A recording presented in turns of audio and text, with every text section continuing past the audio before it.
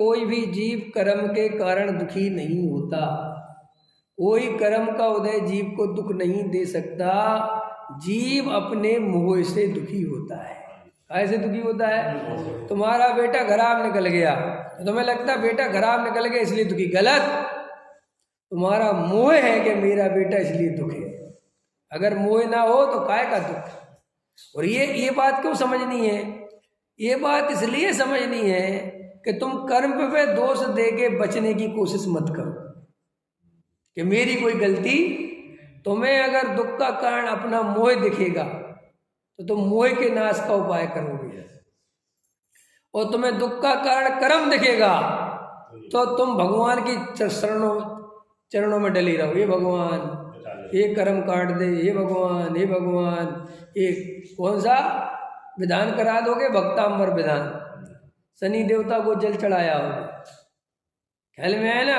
कोई मिल जाएगा महाराज, ये ले ले ताबीज, तेरे सब घर सही हो जाएगा। क्योंकि वो तुम्हें सारा दुख का कारण कौन बता रहा है? कर्म, शनि देवता। ये नहीं बता रहा कि तेरा मोह दुख का कारण है। इसलिए सारी दुनिया जी हमारा तो कुछ नहीं, हमारा कर्म का उदय खराब है ना। कर्म का उदय कभी दुख नहीं देता, मोह दुख देता है। क्या दुख देता है? क्या दुख देता है?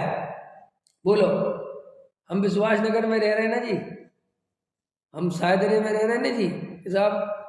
हमारा घर जो है ना छोटा है और तंग गली में है। देखना ध्यान से, तो तुम्हें क्या लगता है तुम्हारा तंग गली में घर है, सकरी गली में, और घर छोटा है इसलिए दुख है। गलत। इसलिए दुख हो ही नहीं सकता। ये दुख का कारण है ही नहीं। दुख का कारण है स्टैंडर्ड। सब रह रहे चौड़ी गली में, उनके घर कार चली जाती है और हमारे घर कार जा नहीं सकती। ये दुख है। जबकि कार तुम्हें कभी जाने आने की कोई जरूरत नहीं है, लेकिन वो दुख है क्योंकि इतनी सुविधा है। बाहर खड़े हो जाओ, रिक्शे मिलते हैं, अंदर ले आओ। 10 रुपये तो फालतू लेगा, 20 रुपये लेगा। लेकिन दुख का कारण वो नहीं है। मकान छोटा दुख का कारण नहीं है, क्योंकि अगर मकान छोटा है ये दुख का कारण है तो दुनिया में इससे भी छोटे मकान में लोग रह रहे। अरे छोड़ो, बिना मकान के रह रहे, सब झोपड़ी में रह रहे। तो दुख का कारण क्या है कि सबका मकान बड़ा है और मेरा मकान छोटा, और अच्छा नहीं लगता। फिर कोई आता है, वो अच्छा नहीं लगता, समझ गए? वो क्या चीज़ है? अहंकार। जो अच्छा नहीं लगता और कोई आता है, इसका मतलब क्या होता है? वो अहंकार तकलीफ देता है कि देख तेरा मकान छोटा है, ये लोग तेरे बारे में क्या सोच रहे होंगे। और आप सारा अपना दोष काय पे डालते रहते हो? कर्म पे। कर्म काय का दुख देगा? कर्म से क्या मतलब है जीव का? और हाँ, फिर जब तुम दुखी होते हो तो कर्म निमित्त है।